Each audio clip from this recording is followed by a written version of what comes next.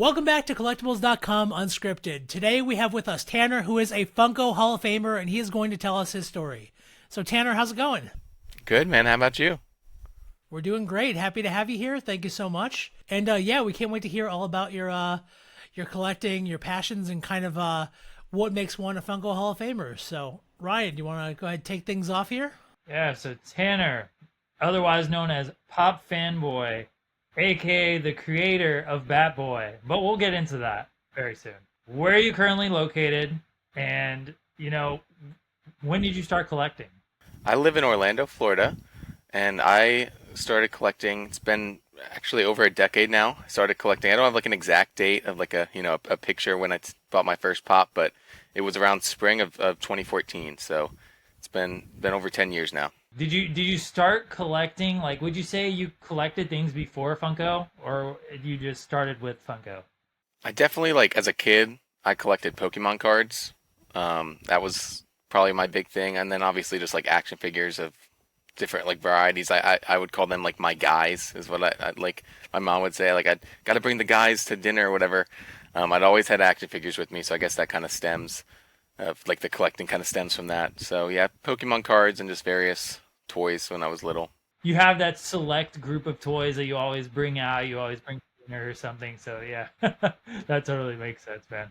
And I'm a little bit older than you, but I had Pokemon back in the 90s, so I definitely dealt with that when it was in full force. I think we all, yeah, we're all three of us are big. I see Pikachu behind you, and I know Ryan's a big Pokemon fan. I've got most of the pops. That's a big deal. Even though I don't play the games anymore, that's just such a like an important part of my childhood that I still like follow it and just kind of I still want all the pops, like all that stuff. So we're gonna ask, because this is a collectibles.com podcast, what do you collect? I collect mostly Funko. I'd say about like 75% of my collection's Funko. Then I kind of collect a few odds and ends. I got some Lego. I've really been getting into Lego recently, just picking up some smaller sets. And the big one, the Baradur set. But I've mostly Funko, Lego, just kind of Ghostbusters, pretty much anything Ghostbusters, and yeah, it's pretty much it. And then just anything that kind of catches my eye. Ghostbusters. That's hilarious because, like, given your age, you're a little younger, and Ghostbusters is 40 years old. Like, how did you get into that? So that actually comes back to Funko. So I had not, like a lot of kids, grew up on Ghostbusters, watched the cartoons. They had pictures of like themselves at like 5 years old with a proton pack on. I had never, I mean, I might have seen it, but I wasn't into it as a kid. I think the first time I know for a fact I saw it, I was like 14. It was when I started collecting Funko because some a Funko account that I followed on Instagram, like a fan account, had the Stay Puff, the original Stay Puff Funko Pop as his profile picture, and I was just like, I thought that pop looked so cool, and that made me check out, the movies, and now that's like my biggest, like, kind of fandom or biggest part of my collection. So it all ties back to Funko.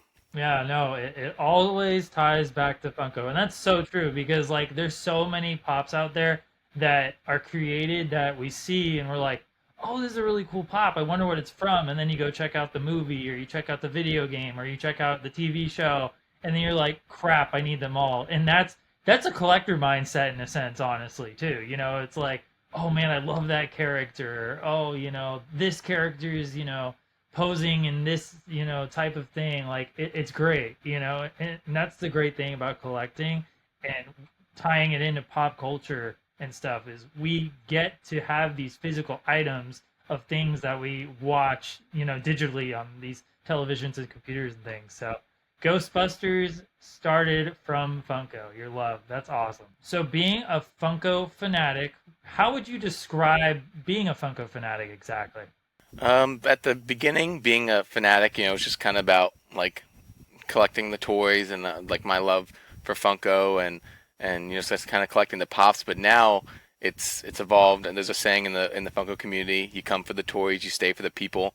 So I would describe kind of being a fanatic now, for me at least. It's more so about the community and the people. I still love the product, of course. I still love Funko, but it's definitely about seeing all the friends that I've made every year at like the events, Funko Fun Days, and going to the different conventions. So I would describe being a fanatic as loving Funko, but also kind of joining the Funko family and making friends in the community and stuff like that.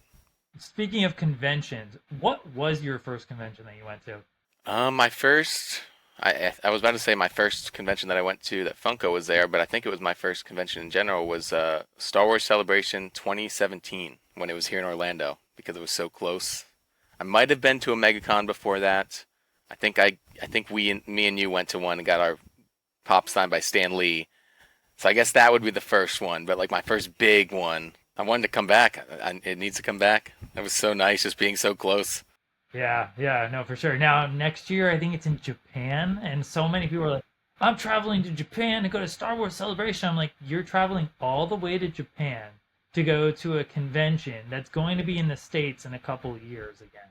I'm like, that's a little crazy for me. But as collectors and fans and everything, people do it, you know? People do it. And you make a trip out of it. I know a lot of I know a few, fanatics going and they're gonna go to the convention and like the week before, the week after, go to like Tokyo, Disneyland, all that, kind of make like a 2 week trip out of it. Jeez, I thought it was intense. I drove back when I was living in New York to Florida for Star Wars Celebration when it was there. Yeah, that was a 2-dayer, but it wasn't that bad. And coincidentally, that's also the most broke I've ever been since leaving college because I spent all my money on stuff there. So Yeah, they'll get you. It's crazy because like you had Funko Pop collectors there, but then you just had Star Wars collectors. So a lot of people saw a pop that they wanted. They didn't care the price tag on it because they didn't know the price tag and the value on it because it was a different time back then. And they were like, "Yeah, I'll buy that pop for $40. You're the last one in the convention area to have it. Like, why not?" It's like it was like stuff that was selling for $10 to $15 that you could get anywhere else. You had people buying at $50. It was like, whoa. So, given that you went to Star Wars Celebration, how much of your Funko collection is Star Wars? Do you have a lot of it, or just? It's a lot. Yeah, it's. I think my main obviously Ghostbusters. I said, there's only so many Ghostbuster, Funko stuff. There's a lot, but I think the three big ones: Disney. I love Disney, Star Wars, and then Marvel. Those are like the three kind of big pillars. And these days, they're all pretty much in the same family, anyways. So, Oh yeah, it's all Disney. Yeah, it's all under that umbrella. So they got me good. I'm looking at the shelves right now. Yeah, a lot of Star Wars. all right, who's your favorite Star Wars character? So it might just kind of be recency bias. But I'm a really big fan of Thrawn. I watched Rebels for the first time last year. Got really into that, and then with Ahsoka, seeing him come to live action, I love Thrawn. But before that, it was probably I love the Jawas. It's a weird one, but they were always my favorite. I have a whole shelf of just Jawa stuff. I know Thrawn's a good take. He's a good character. So, I actually got something cool. Oh, I just moved my whole camera, but I love Thrawn so much. There's a Comic-Con exclusive for him at San Diego, and this is the prototype for it. This is my favorite convention. This is my favorite exclusive from San Diego Funko had. I absolutely love Thrawn. Yeah, Blaine, I don't know if you know what a prototype is necessarily, but it's basically like, I think there's probably, 2 to 3 of each. Like, there's usually a color one, and there's usually like a white one, or even less, depending on what it is. And, it's unpainted, it's from the factory, and they're worth a lot of money. I will have you know, I have a Proto Bulbasaur I got many years ago. But yes, I am familiar with Protos. Yeah, I had to give in the knowledge though. I mean, Bulbasaur is an absolute amazing one to have though, for sure. I have my 3 Kingdom Hearts ones right there, and that's all I got. No, that's the thing. Like as a collector, you make these friends, and you find these things along the way that you didn't even know existed, and then these friends give to you these things sometimes, or you trade somebody something, and it's like, oh, I need more of that. And that's the collector, like I keep saying, the collector mindset, the collector fun of things, and that's a big thing about Funko is like it for me personally, it was kind of a gateway into collecting other things. Like Tanner said, he's collecting Lego now. So am I. You start off with something and you might end completely with that one thing, but you're still going, you're still collecting. It's never stopping at this point. You showed us a prototype. What is the rarest Funko Pop that you have in your collection? Well, technically, I have a one of one Batboy prototype that was gifted to me by Funko at Fun Days 2019 for the pop that they made, which I think Ryan said we'll get into later. But my actual rarest like production piece is LE48 Little Gruesome, which you might you can't really. It's one of those little guys. It's actually that orange one right there. It's that orange Little Gruesome. They made a bunch of colorways at Comic Cons like 20. I don't even know what year it was.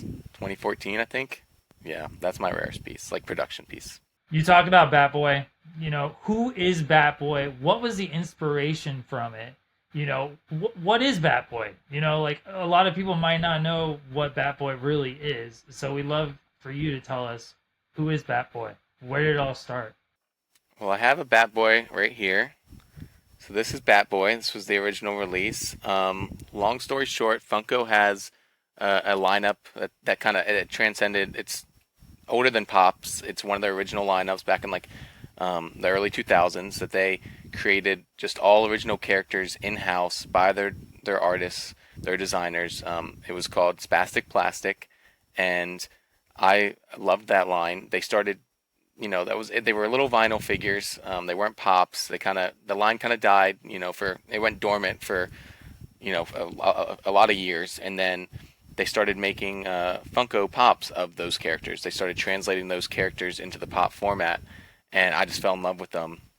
In 2018 at Fun Days, they announced 3 new characters that were never original Spastic Plastics, just completely new characters that fell under that umbrella, but as Pops. And I loved those so much that when I got home, it was sometime in August, when I got home after that San Diego Comic-Con and Fun Days, I wanted to design my own, original character that could kind of stand alongside those 3. And one night, I think it was like 2 a.m., I started drawing, and one of my first ideas was a bat that was a Batboy, a baseball player. And I think I spent the next 5 or 6 hours drawing him. I stayed up, did it that one session. I didn't go to sleep. I finished around like 7 a.m. And that's how Batboy was created. I posted it on Instagram. A lot of people were like, "This is so cool. This is awesome. The original character." It was just something I wanted to do, something for fun that I knew, would never, it's never gonna like. I don't work for Funko. It's just a little drawing. Like it's just gonna live, on my iPad forever. And then, so that was in August, and then in April of 2019, so several months later, Funko announced a character like, "Hey, design the next Spastic Plastic. We're looking for the next, a fan created design to join, our family and to join these characters." And I got tagged immediately into it in all the posts announcing it. I was playing Fortnite, and then my phone just kind of blew up of people saying like, "You got to enter Batboy, enter Batboy." So I didn't even change anything about my drawing. I literally just reposted the picture I posted back in August as my entry. And then I found out in June that I was one of the 3 finalists. And then I had no clue until July of 2019 at Funko Fun Days, Freaky Tiki Fun Days. They announced the winners, and they started with 3rd place. And then when 2nd place was called and it wasn't my name, I started kind of freaking out inside. And then they called 1st place Tanner Hedges Batboy, and I walked up on stage, and Brian Mariotti, the CEO at the time, handed me a one-of-one printed, a 3D printed prototype of Batboy. And then in October of that year, a few months later, he released on the Funko Shop, and people were able to buy him. Yeah, man, no, that's a crazy thing. And just to confirm, Brian Mariotti is not your grandfather. No. See, that was a running joke. Batboy relates to my grandfather. Like I kind of, he's on the back of the box. I mentioned Batboy. I mentioned my grandfather on the back of the box because he was he's the reason I love baseball so much. So I mentioned him, and that was kind of like, the story relating to Batboy. So of course people, there was a Reddit post of someone was like, the only reason he won is because his grandfather founded Funko or something like that. And that's kind of just like the running joke now that anytime like I've won like a social media contest or anything, it's his grandfather, he's the founder, so he gets he gets the perks. Yeah, and not to mention Batboy has a variation as well, an exclusive variation that is. Like that's crazy to see too. It's not that you just have one pop, you now have 2 pops you designed, you created. obviously you came up with that first colorway and Funko came up with that second one, but the feeling, the energy, the passion that you had for that has, gone across so many different people's living rooms, shelves, offices. Like, isn't that crazy to think about? That was a lot of fun. The red variant is limited to 1,000 pieces. That was a FDO exclusive, which for those that don't know, FDO is Fanatics Day Out. It's an event usually every other year, every 2 years. It's just like a big get together of fanatics in different cities. There's probably like 10 hosts all the way. Well, not even just cities. It goes to like the Philippines and Australia as well. It's kind of a worldwide event.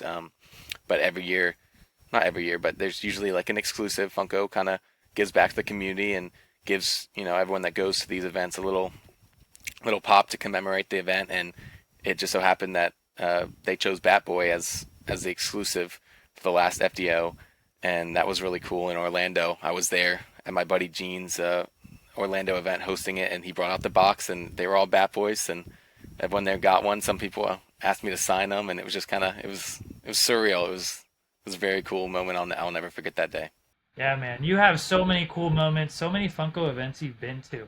We talked about your first convention. What is that first Funko event that you did attend?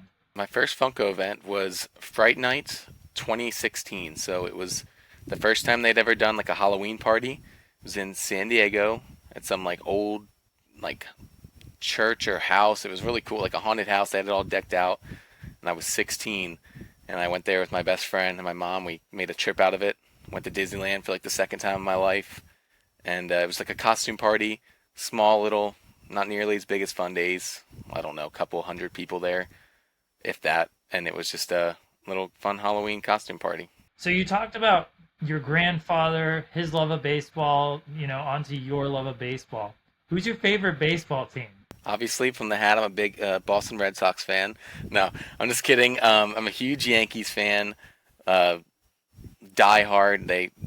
Their games affect my daily mood. They could ruin my day. I watch probably 140 out of the 162 games. I try and watch as many as I can. It's a big deal. And we have a whole room in our house dedicated. My mom's the big Yankee fan. He passed it down to her. So yeah, we watch. I'm always like, I have the app on my phone getting notifications. I'm always checking, see what's going on if I'm not watching it. Do you have any sports cards like Yankees or no? Yeah, when I was little, I really was into, not little, but like 10. Yeah, when I was about 10 years old, I really was into collecting the cards. I still buy some packs, but not so much anymore. I do have a signed Mariano Rivera card that my grandparents got for me, so that's probably my prized like card in my collection. But I have a couple binders full of Yankee, like it's all Yankee cards that I, assembled when I was little, and then some that were passed down to me by various family members, like a whole binder of like only Don Mattingly cards and stuff like that. I have a few. I have like a treasure chest full of, a trunk full of baseball cards. Very cool. Very cool. So now traveling for these Funko events and different things, you've gone to a couple stadiums, haven't you? Yeah, that's it's part of my mom's bucket list, and it's part of mine. She wants to see a game at every single MLB stadium, and I think I've been to. She's got a few more than me, obviously. I think I've been to 6 total. Yankee Stadium. We're from Maryland. Most of my family lives in Maryland, so we always go to Camden Yards every summer. Went to Philly and PNC Park this summer. Obviously in Orlando. Been to the Tropicana Field.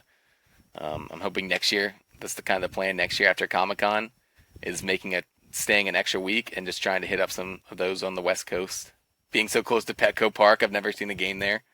I played Rocket League in the middle of the outfield. I played Rocket League in center field, like actually sat in center field and played Rocket League during Comic-Con one year, but I've never seen a game there. So You did miss. I'm from Pittsburgh, so I live very close to PNC Park.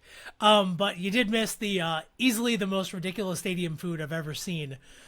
For a while, we had a hot dog inside of a pita topped with caramel corn. I think I've seen pictures of that. Yep, yeah, it made the rounds online because it's so crazy. So they stopped serving it out of fear of heart attacks. So. Oh yeah, no, I can imagine.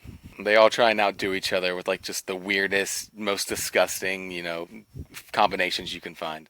I'll give you credit. I like the Red Sox. They're my team, one of my teams. But Yankees do have that cup with the chicken fingers on top of the drink or whatever.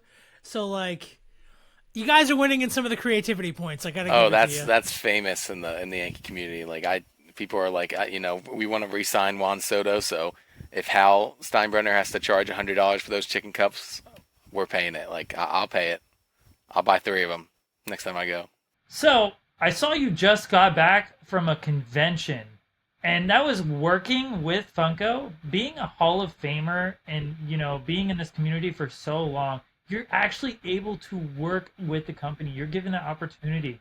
How does that feel? Like, what's the behind the scenes of working with them? So traveling for Funko and going to the different conventions is a lot of fun. It's just kind of something I started kind of becoming part of that team of fanatics that help out 2 years ago. It was San Diego of 2023 was my first, or no, 2022 was my first time actually like kind of helping them behind the scenes, like working the booth. It's a lot of fun. Um, it's long days. We're like the first one's in, last one's out, and then you get home or you get back to the hotel and you should probably go to bed and get some sleep because you got to wake up at like 5:30 in the morning, but you don't. You just hang out because that's why you're there. It's just so much fun hanging out after the convention. During the convention's fun too, but just it's a good time. It's just a 5 or 6 day trip of just seeing some of the best people and just hanging out and having a good time. Funko is all about fun, and it always will be. It really seems. Yeah, and family. That's all those people there are my family. Like every single member of the team, I would trust them with my life. Like they're some of the nicest, kindest people you'll ever meet, and hardworking you'll ever meet. So, given that your relationship with Funko is so expansive, obviously you can get or you have access to a lot of Funkos that are kind of hard to find, things like that. What are some Funkos? What are your remaining like holy grails that you want to get or you don't have for your collection, or what's like absolute tippy top of the hit list to try and get next? There's a few things. A lot of them are prototypes actually. Like if I had to pick like 3 things that if I could like a genie witch, if I could have that in my collection right now. One of them is I have a Batboy proto, but there's usually I have 2 protos on me right now. So there's usually they do like a color proto, kind of usually it's the main base. So like Stitch is blue, so obviously the color proto is gonna be blue, and then they have the white ones. I have a colored Batboy proto where he's gray, and then his body's white. But I think there's a all white Batboy proto out there that's my like nothing they could ever release would top, like I would want more than that. And then another proto of mine is Gingy from Shrek. Love Gingy. I would love to have the Gingy proto. And production piece, there's a metallic Steamboat Willie, a giant like 9-inch Steamboat Willie that was a D23 exclusive like years ago, like 2013, something like that. That would probably be maybe number 1 for production piece. And part 2 to that, who's a character, either it can be real, fictional, whatever you want, who has not been turned into Funko yet that you would want a Funko Pop of? Ooh, that's a good one. For the longest time, it was Gingy until a couple months ago they released him with Shrek. So, that's a good question. They got you on Doodle Bob this year too, man. Got Doodle Bob. They knocked off some big ones this year. Oh, it's so good. I've been lucky. I've been fortunate enough. They've made a lot of mine. Orange Bird from Disney was one of the ones I wanted the most. I think it would be Snorlax. Right now, it would be Snorlax from Pokemon. How do we have Munchlax but not Snorlax? Yeah, I think that's the Pokemon Company. They're a little like, protective of their characters. So I don't think it's Funko's fault that because they read the comments. They know people want Gengar and Snorlax. So I don't think it's their decision to make Munchlax first. As somebody who has worked with the Pokemon Company before with different issues, that is 100% the reason. Yeah, I don't think it's Funko's lack of trying. Same with Mario Pops. That would be a piece. Like if they make a Snorlax, that would be a proto that I would hunt down. There's very few that I'm like that I would hunt for. That would be one of them. Would it be a 10-inch or an 18-inch? I feel like 18-inch would be too big. Like, I mean, it would Because they have to be wide, right? have to be very wide. I would hope they'd make the 6-inch, but again, that might be the reason they haven't made it because I mean, Yeah, I don't know. Maybe a 10 inch. Everything has to like transform into that Funko-esque pop, and some things just don't translate, you know? I mean, look, canonically, Snorlax is not that big. So Yeah, no, he's not like 18 inch. Or maybe they would put him in like the sideways box where he's laying on his back sleeping. Like that would be. give us like a Goldblum, you know? Yes, exactly. So, what advice would you give to a brand new Funko collector, having all the experience, all of the pops that you do, and everything? Um, Collect what you like first and foremost. Like, just don't get caught up in the hype of like the newest anime release and like, oh, I gotta have this. It'll be worth a lot in the future, or you know, Comic Con exclusive. I gotta have it with the stick. You know, just kind of collect what you like, and make friends. The community is it's such a there's so many different places you can make friends. There's Instagram, there's social medias like Instagram. There's so many Facebook groups, even Twitter. And then there's also like the Funko forums. There's all kind of communities of whatever you like. There's communities of people that only collect anime pops. There's people that are super into the Marvel pops. Just kind of just make friends, and some of these friends, like a lot of these pieces I have in my collection, I wouldn't have if it wasn't for friends. Everyone, when you kind of build those friendships and they become like you become part of like the Funko family. Everyone helps each other out, and they look out for you, and they keep an eye on the pieces you want, and people surprise you with gifts. It's just make friends, collect what you like, and just kind of just have fun. I mean, that's all you can really do. Well said from a Funko Hall of Famer there. So I see in the background, you have your display. It's a little skewed, it's completely different than mine, but at the same time, you're out of box, in box, out of box. What are you? I'm mostly out of the box. I mean, well, I have a lot of pops that are in the box, but it's just because I have no space for them, so they're in the box in like in a bin. But in terms of like what I have displayed in my room, it's probably close to like 90-10. Like at 90% are out of the box. I have one shelf, one dedicated like IKEA Detolf, that is in the box, just kind of like those special pieces, or just like sometimes I do really cool box designs that I have them in there, but mostly out of the box. I really like putting them on like the baseball bat cases from Michaels, or have some other shelves in front of me where I just kind of they're all just lined up, and I just think you can appreciate them more out of the box. You can see all the angles and all the design that went into it, all the work. Yeah, man, no, yeah, and that's the thing. It's like it's not always about the value of these boxes. It's the artwork, appreciating what is on them. It's not sometimes, like you said, there are really cool pieces of artwork and different things on these Funko boxes, and a lot of intricate time that people put into this stuff. Yeah, it's about the figure in the long run, but at the same time, the boxes are fun to be appreciative of. Oh yeah, I don't knock anyone for keeping them in the box. There are some ones like the big pop towns and the movie moments, and some I'm like, those are kind of meant to be out of the box. So those ones I might be like, oh, what are you doing there? But everyone can collect how they like. I started keeping my most valuable ones in the boxes. That's kind of what that one shelf is. It's a lot of they were my most valuable at the time, and I just haven't taken them out of the box. So now I have ones on the shelves in front of me that are worth like 4 or 5 times as much as those ones in the box. So it's not about keeping the valuable ones in the box anymore. It's just which ones I like to put next to other ones outside. So And it's always about the space issue too. I told Blaine, like I was like I had all of them in box and like all this stuff, and then I moved to a townhouse and I didn't have room for it, so I got rid of like 60% of my boxes probably, and just recycled all of them and kept the figures inside. For those of you guys listening and not watching, when they were talking about no shade to people keeping them in boxes, both of them kind of looked at me and gave me a little winking nod. The reason being, I have a wall of Funkos behind me that basically serves as a wallpaper to one of my walls. And I've always just kept them in box. I think that's just kind of how I always had them. But I'll be honest, how it all started when I first bought some Funkos at one of my old apartments. I had one wall that had a purple color to it that I hated. And I'm like, I can either put like contact paper on there or build a wall out of my Funkos. And I just said, the hell with it, built my wall of Funkos. And it's kind of become my thing ever since. So, and the joke I always make to everybody is, if you think about it, compared to wallpaper, it only takes up like this much more wall space. So it's really not as crazy as it sounds. But You're not wrong. It's always so great when you're in a house or you're in a room and it actually like stacks all the way up to the top just like perfectly. Like there's only like a little inch or even less, when you are displaying. I will admit, we had a small earthquake a few years ago, and I was kind of like, oh God, please don't let anything shake. Yeah, they're pretty stable for what it is, so.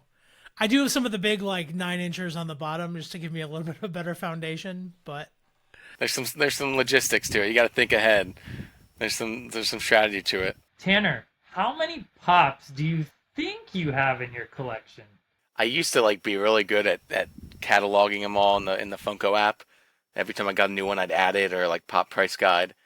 Um, the number that I always say when people ask me that I was at 1,600 a few years ago, so probably close to like 2,000. I've slowed down a little bit, kind of become more picky as space becomes an issue, but I'd say 2,000 like actual pops, not just any Funko item. Like 2,000 pops is probably the rough estimate. That's actually really interesting because I found a little bit of interesting data for this. According to one of the Funko resources online, there are about 14,000 and change unique Funkos.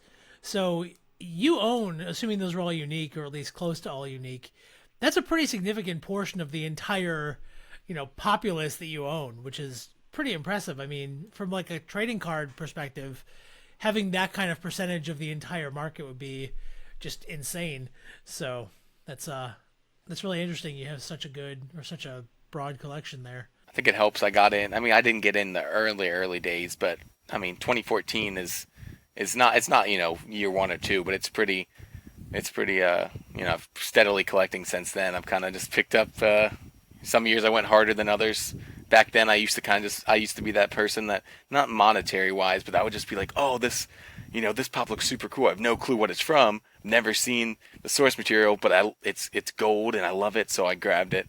And now I have all these things, and I'm like, I don't know why I bought that. It looks cool, but I definitely didn't need it, and I think that is why I have so many. Because in the early days, it was like the honeymoon phase. I was just grabbing anything that looked cool. I didn't care about space, or I was not thinking ahead. I was just like the golden Smaug.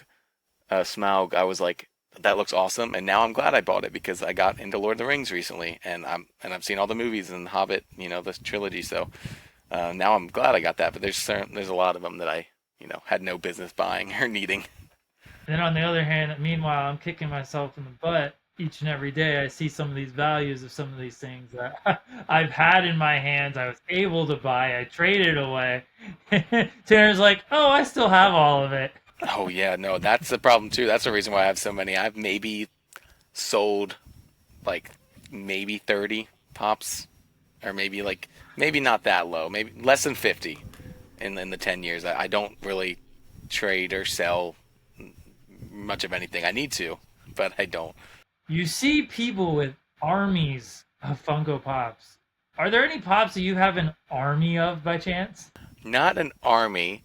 I have several Jawas, and then you can see at the top of the screen I have, was that 5 Tusken Raiders, which again, I haven't touched those in years because now there's shelves in front of them and they can't reach that high. So you got like Tusken Raider next to like Padme and Squints and Wendy Peppercorn from The Sandlot. So there's no rhyme or reason to that display, but no, that's probably my only army, or my biggest like of one.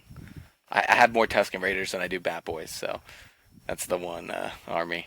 I thought that Wendy Peppercorn was the Invisible Man. No, it kind of looks similar. It looks, she's kind of, you just see like her tan skin. It looks like the band, and she's got the glasses. I don't even have the Invisible Man. I really wanted that one. I need to kind of scoop that one up, the Walgreens exclusive. I have that one, and the Wendy Peppercorn and the Squints are actually one of my foundations on my walls. That's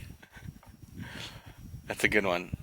Like the most recent thing that we saw where the market flew up in value for one pop figure was the Doctor Doom pop. Yeah, that happens a lot. That'll happen.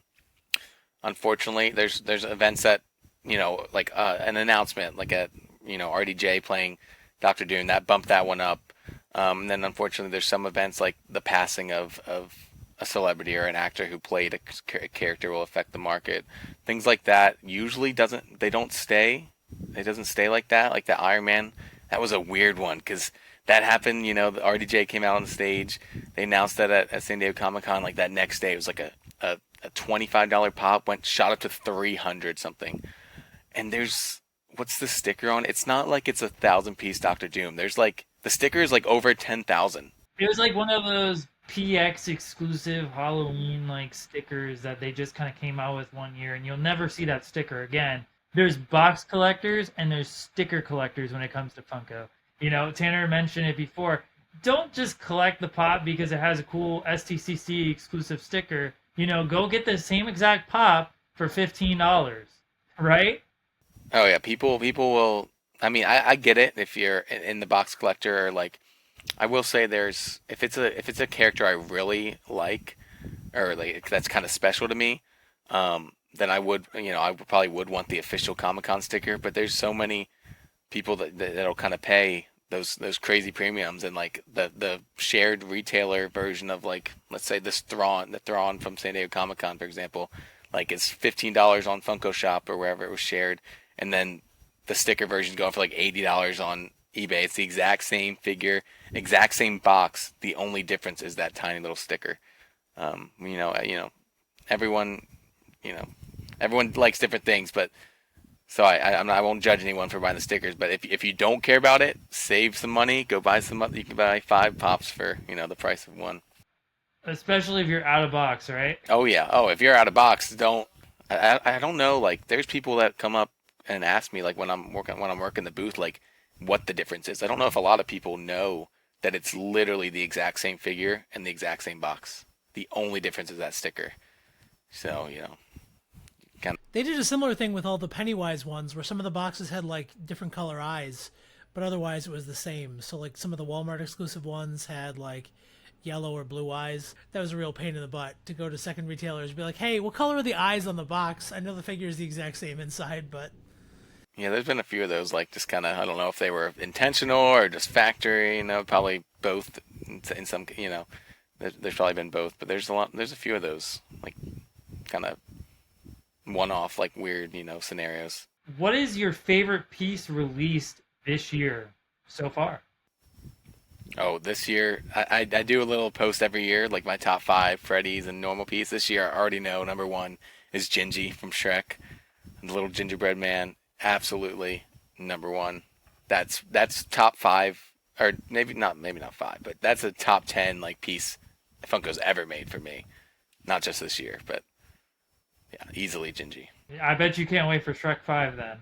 Oh, I'm so excited. I'm going today like to get trying to look for those little cups just because it's got a little Gingy like watch on it that I had as a kid. Like, oh yeah, no, I'm very, very much excited for Shrek. You talked about your love for Disney. Who is your favorite Disney character? So my favorite Disney character, it's a little bit more obscure. Well, not so as obscure today as it was when I discovered him. It's the Florida Orange Bird. I don't have the pop on me right now. It's over on my shelf, but he's like a Disney specifically Walt Disney World park mascot, kind of like an icon. He's definitely not a main animated movie character, one that a lot of people have probably heard about if they're not super hardcore into Disney, but he's my favorite. I found him in about 2013 when I was I specifically remember in middle school. Back then there was not a lot of Orange Bird merchandise, so I remember being in middle school on eBay trying to buy like the old like vinyl records and like anything I could get my hands on. I was like at like 13 years old, I was like sniping eBay auctions for Orange Bird stuff, and now he's blown up in the parks. He's got a big following now. He's got festivals and a huge following. He headlines like everything now when it comes to Epcot. So it's like every single time that pops up, Tanner's like, yes, but at the same time he's like, no, my wallet. Yeah, no, it used to be one shelf for Orange Bird, and now it's 3 because every Flower and Garden Festival they release 15 different items, planners, giant planners, mugs and all kinds of stuff. sippers, and I have to buy it all. All right, well, Tanner, thank you so much for being with us and telling us all about your collection and kind of all your insights into the Funko market. Obviously, all three of us have dabbled, but you really have it on your own level, especially with Batboy and all that. So thank you for taking the time to stop by and chat with us a little bit. I appreciate you guys inviting me on. It was a good time. Thank you guys. Absolutely. And with that being said, guys, that's going to do it for this episode. Again, if you have collectibles like us and you have a lot of different items and you want to know what they're worth, maybe learn more about them or even track them, go download the collectibles.com app. It is free to get started and you can learn more about your items, get prices, and really it just makes everything a lot easier for you. But that being said, guys, whatever platform you're watching on, make sure that you like, subscribe, and follow us to make sure that you don't miss any of our content. And until next time, we'll see you guys in the next episode. Have a wonderful day. See you around. Bye-bye.